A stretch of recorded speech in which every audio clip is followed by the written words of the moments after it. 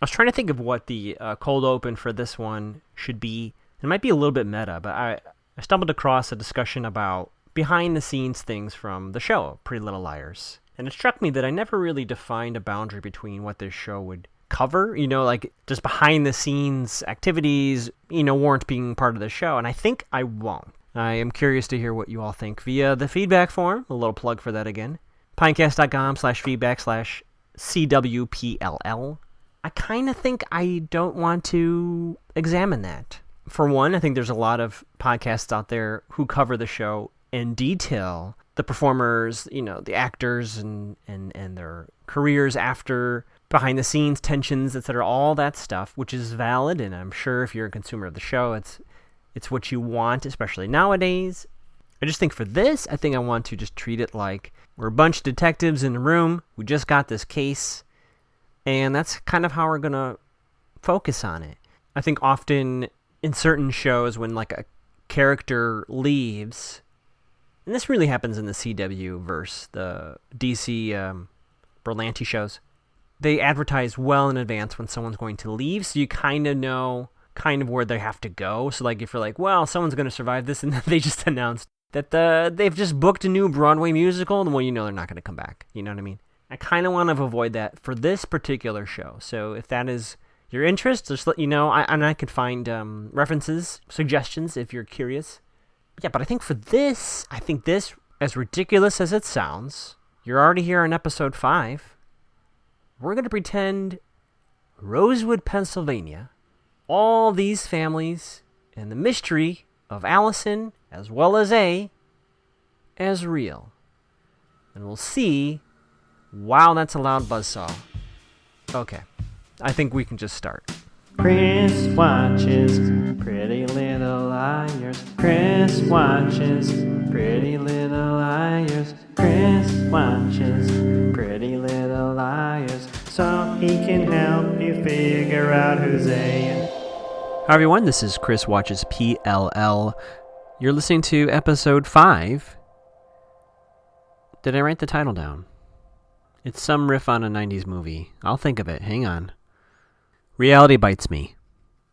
So before we dive into episode 5, kind of now gone through the first segment of the first season here, and I just want to do a quick recap of kind of where we are with our A investigation. We've kind of seen the scope of A's technology, so I kind of wanted to approach it from that angle.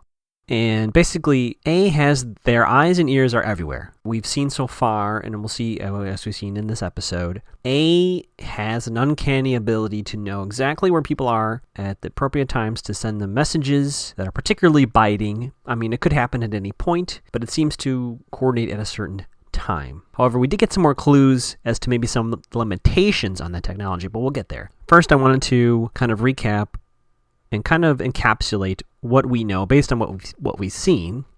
So since A's eyes and ears are everywhere, there's 3 explanations for this, right? Number 1, A is a ghost. Number 2, A is just really busy and has a lot of high technology, but this is the single A theory, kind of from last time. Number 3, A is a team. There's some sort of larger team doing this operation, which kind of fits both my many A theory and my Quantico theory. So let's go these in a little more detail. Number 1, A is a ghost. Hey, that makes everything real easy. If you're a ghost, you're like Ghost Rider, not Ghost Rider, Ghost Writer from PBS.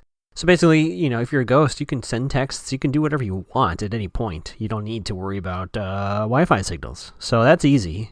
I will say the show doesn't seem to embrace supernatural things now. It's kind of come up a little bit, but I see no evidence that this is Sam and Dean Winchester going to show up and help them out. You know what I'm saying? But that's an option. Number 2, A is just really busy and has a lot of high technology. I don't see anyone in the show yet that has that capability. I know we're supposed to believe Jenna has this capability, but even in that theory, she needs someone else. So automatically we get bumped to number 3 on that option. I just don't see how anybody could actually do all this. However, it does tie everything neatly together because some people still think A might be Allison. That makes sense so far, right? A seems to know a lot of the history. However, we have a bit of a divergent path starting here, and I want to get into that. But let's quickly summarize number 3. The A is a team. We have more evidence for this episode. The only problem with this theory, because it does kind of makes everything make sense, right? whether it's the FBI or the local law enforcement, or it's just a bunch of independent people doing it. The only issue here is, why does everyone call themselves A? It had to be a little coordinated, and that part is real shaky. I'd have to really hear or see how that worked out, because it's a little convenient. So none of these feel really too good. The many A theory, A as a team, feels most likely. Again, it's just not, I don't understand the coordination part of it. I have a lot of people who have specific reasons to maybe be mad at one or two people, but why would everyone agree to just do this and then no one tell anybody else about it? I would think this would be a risky situation for the A team, that someone's going to reveal the secret, right? The more people that know, kind of like in the show, the more likely it's to get out. So I'm still sticking to my Jenna is Allison theory, although we don't see too much of that this episode, but I'm still hanging on to that. I just do believe Toby is helping Team Liars, even though, again, the show is trying to make him seem creepy or helping A. I don't buy it. And lastly, Allison's alive. Again, not sure how she pulled that off, what kind of manipulation happened, but I'm sticking to that. And a quick summary of who I think is not A and who I think A suspects are. A is not Jenna, Toby, Allison, or Arya's parents. Pretty safe to say all parents are probably not A. They're not responsible for that. Who I think A is, I have 9 names listed here. We have Creepy Detective, Mona, Melissa, Ren with 3 N's, Meredith, Ben Sucks, Dr. Fitz, Mr. Fitz, Sean, ? I don't know why I put him on here, but I did. And then Maya. And then we'll kind of hit upon the new things with A here that I think makes number 3 more and more likely. Okay, so Hannah doesn't like Meredith. I guess we all don't like Meredith, so we're kind of on Team Hannah here. It's news to the Liars that Allison also knew about Arya's dad. So now they all know this. So I wrote in my notes, someone may have found Allie's secrets. Now, I don't know if she has some sort of diary, right, or some sort of journal that maybe someone has stolen and someone has, and that's how this A person knows all this information. I don't think Allie has told A these informations. Apparently they unblocked all their phones. Not sure why that decision was made, but apparently it was. Hannah gets a text with a movie attachment, a QuickTime, I'm assuming, some sort of .mov file, and it shows that there's a person in the closet watching them as they watch the mirror lipstick scenario. It is presented as intentional, that, I'm going to do this and I'm going to record them. I have a minor theory here. They were sloppy and they got caught. They didn't get out in time, so actually they hid inside the closet to avoid detection, and the recording was more proof of their work to the head A. They found lipstick, and I believe it said here, no, it said later, but they think this is Allison's color, so there's some connection there. Does Mike say this? Poke your eyeball? Oh, that's right. Arya's putting on makeup, and Mike's like, you're going to poke your eyeball. I don't know why I wrote that down. I just thought that was interesting, funny. Mike does sense that the breakup is looming with his parents. Not to get too personal, but, my parents fought a lot growing up. They never officially broke up, but, I mean, you can tell. You can tell even if you don't hear yelling and screaming that there's arguments going on. Some Mike knows what's up. And by the way, we have an official character name that I can finally remember. Ella is Piper, so we'll no longer call her Piper from Charmed. Ella is Arya's mom.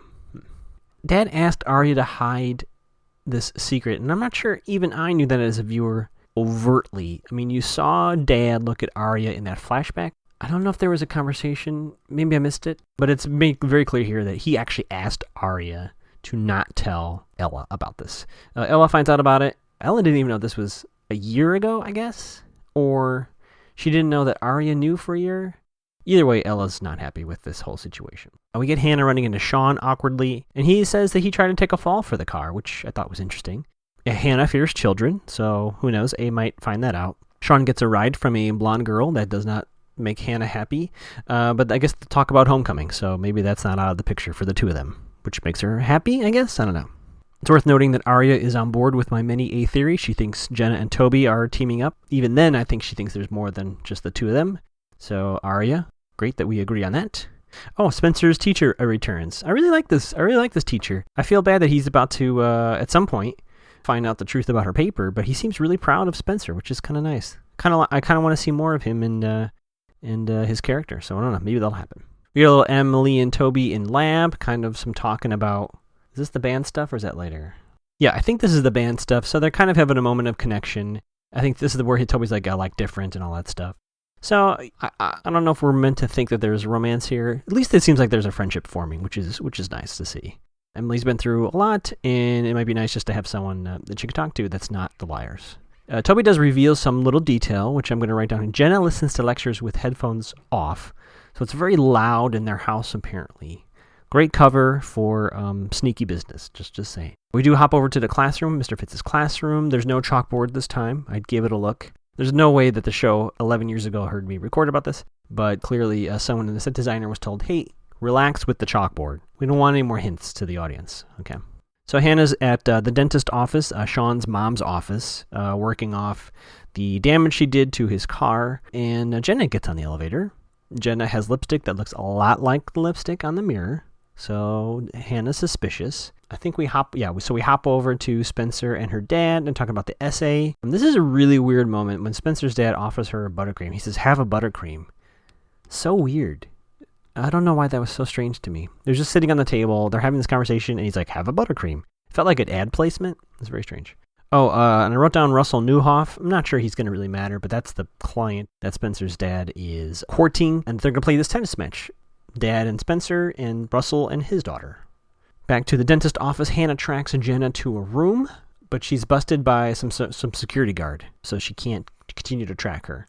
But she's going to come back to this. We hop back to lab, and I just realized, is Hannah doing this during school hours? I don't know. I guess it doesn't matter. But Toby says rank, which I don't even know. I mean, did people say that in 2010? I mean, that's like a 90s term. Anyway, he says rank, and he almost eats this green Jell-O that they're making. And they start talking about, this is where they start talking about the band stuff, so I was wrong. So this is where they start talking about band, and he's going to burn her a CD. So that's great. And they kind of sort of ask to hang out later at the grill.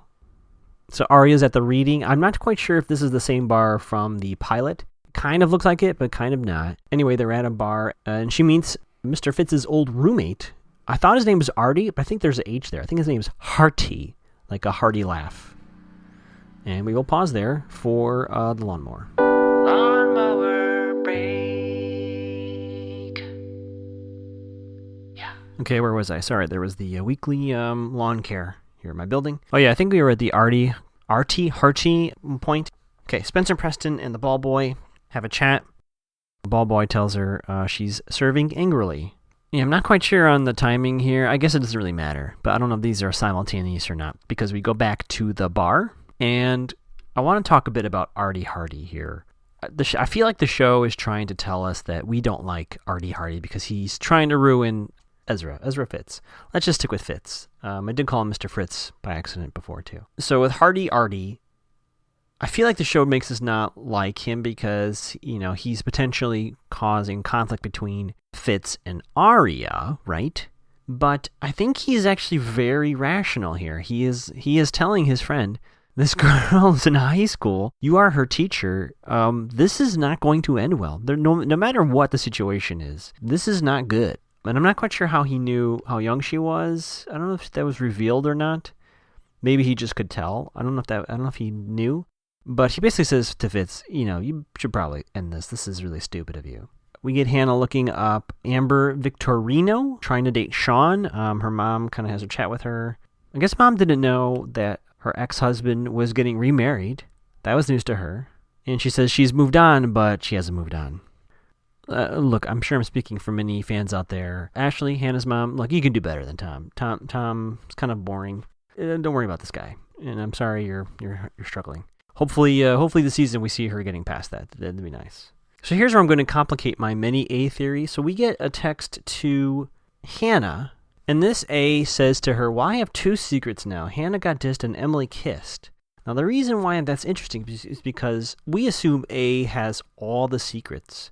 So why would this particular message say, I have two secrets, Hannah dissed and Emily kissed? Well, that's referring to the party that this A person, assuming, was at. And so these two incidents happened at the same party, right? Hannah got, quote, dissed by Sean from having whatever was going to happen upstairs in the barn's attic. And then the photo booth situation with Emily and Maya. So this A here, I think, is not the same A. I think this A is specific to this party. Again, I do not understand why everyone would be using the same moniker, but I think we have more than one A, and not every A is speaking to each other. Like maybe, I don't know why this particular A would be after Hannah and Emily, but it seems like they are. Yeah, so here we get the Ann Allison's color for lipstick. I think this is when they're at the grill. Toby's reading Catcher in the Rye. And Hannah lies again. Hannah lies again about the message that she got, for whatever reason, to Spencer Preston. Because Emily comes in, she avoids Toby. Kind of awkward. We get Jenna's full name, Jenna Marshall. I don't know if I've said that yet, but Jenna Marshall is her full name. And Toby kind of leaves, feeling, I guess, I don't know, rejected? I don't know why he leaves, but pop to Fitz's apartment. We see To Kill a Mockingbird yet again. So I think maybe the next episode we'll do a little To Kill a Mockingbird Wikipedia summary. I think there might be some clues in that story. Oh, that's right. I was trying to figure out what the hell this friend's name is. Is it Artie, Harty, or Harvey? I'm going with Harty, like a laugh, like we've said. So Fitz and Arya have another fight again about their age difference, and I don't think it's pointless, but it does seem like they're circling around the same issue and not really getting anywhere. So I put a lot more wrong than right, but then they still smooch, so I guess things are okay for now. Back to the grill, Emily gets a CD left for her by Toby. It looks like it has some sort of drawing on there. I guess Toby drew that. So we know Toby draws. Just keep that in our hats, feathers in our caps. Hannah's asking about Maya in this coded way, like, hey, whoever you like, I'm cool with. So I guess she's trying to make a safe space for Emily to talk about her relationship, whether it exists or not currently, with Maya. Emily, however, thinks that she's talking about Toby. So there's a little some at least that's what I take from it. A little bit of a crossed wires here. I really like this music transition, that they had some sort of music playing, and then we kind of fade to Emily listening to the CD, and they added some rock, some guitar to the track. I like it. I did notice that Emily is alone again, so Maya's not there. Whether Maya, after their discussion, had already left or left after that discussion, Maya's not there, and she's listening to Toby's CD, so that's worth noting. Back to Spencer Preston's dad making a smoothie. I guess this is the next day. And he very clearly wants Spencer Preston to throw the game. Now, it seems like this is like a no-stakes game. I guess it's in Spencer Preston's personality to always want to win. So I guess that's what we're supposed to, why this matters to her. If I were her friend, I'd be like, look, who cares? It's just some rich dude, doing a game. It's no big deal. But you can tell it really bothers her. She doesn't like purposely losing something. She finds it probably unethical or dishonest. So we get to the big match, the big championship match. Dad tells Spencer Preston to ease up out there because she's doing very well. And the ball boy notices that she's kind of playing purposely poorly. Cut to Hannah back at her dentist job. She goes back to the secret room. Martha equals Hannah. I don't know what that means. Oh, that's right. So she goes in this time, and it's a really awkward therapist office. He thinks that Hannah is a person named Martha. There's a little comedic moment here of like, oh, Martha has to go, and then she gets the F out of there. We have Arya's parents arguing about the affair. So they went to Iceland for this past year. I guess that's a pretty extreme trip to go and come back in a year, but hey, that's what happened. Ella, a.k.a. Piper, throws a picture onto the ground, and I can't tell what she's more upset about. I thought she knew about this situation. I guess maybe she didn't. But I think she's really mad that he used their daughter to hide this information.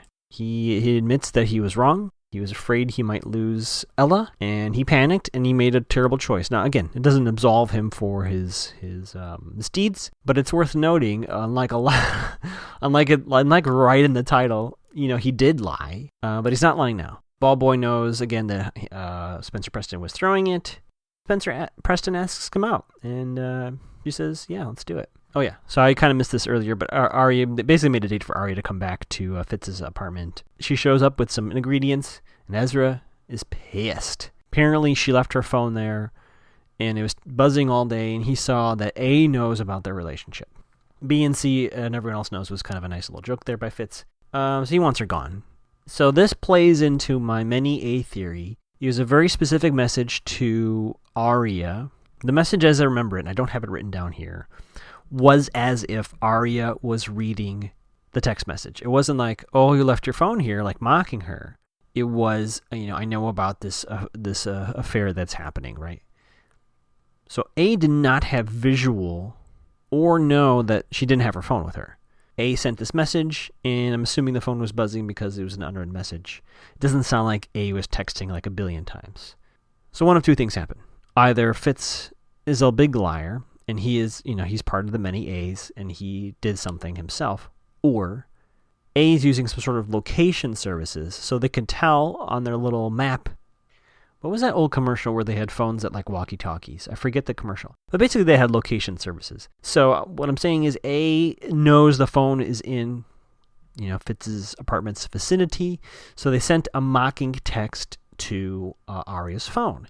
So that would kind of let us off the hook a little bit with the technology here. And it kind of bumps Quantico down a few pegs. Because if this was the FBI, they would know exactly that she didn't have her phone with her. Like they would be more in tune with this. If it's a little less sophisticated, then it might mean it's just regular people who just see on a map, oh, she's there. Let's send a harassment to her there. And then we think she got it. But she didn't. And they did not. And A did not know that. So there you go.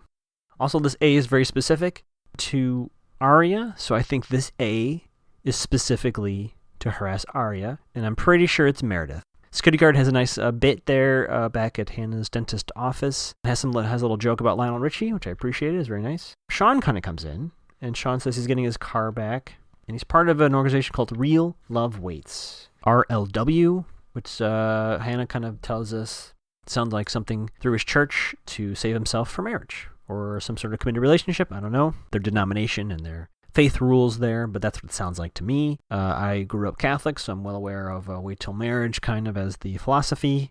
So that sounds like what's going on here.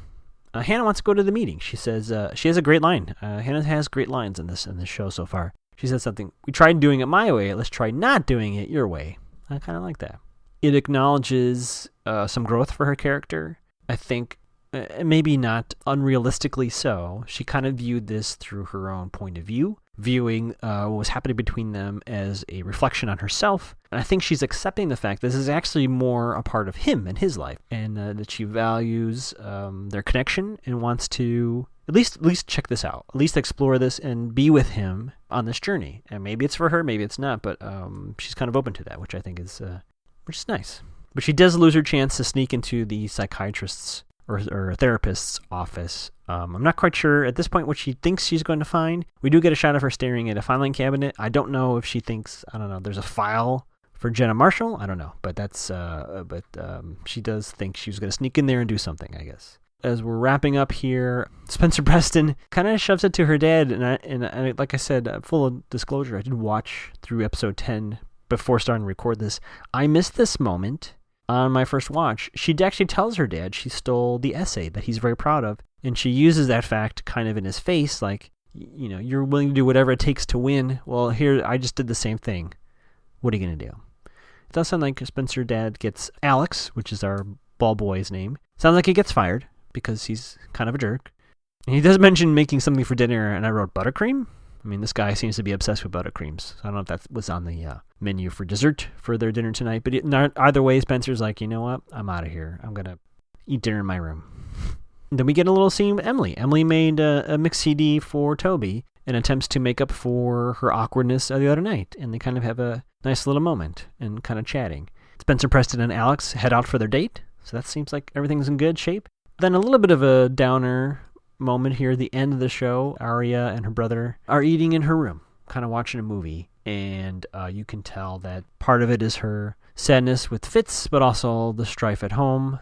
But at least her and her brother are there for each other, and they kind of share a somber yet supportive moment as we fade to black. There's no creepy last scene, as they like to do, which I thought was a little interesting, and that's where we ended. So not a whole lot of A here, and I'm actually going to break my own tradition here.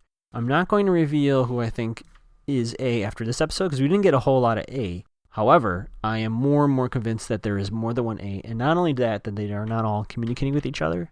So let's in theory say the many A theory is correct.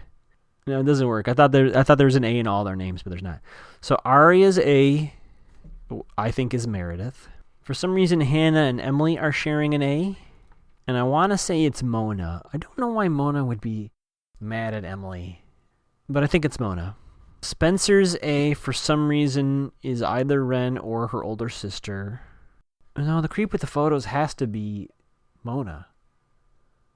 So to summarize, we're kind of moving many A theory to the top of the list here. We think Meredith, Mona, Ren, possibly Melissa, possibly Maya, although I don't think so anymore for some reason. I don't think Fitz is A anymore, nor his friend Artie Hardy. Toby's definitely not A. Jen is definitely not A.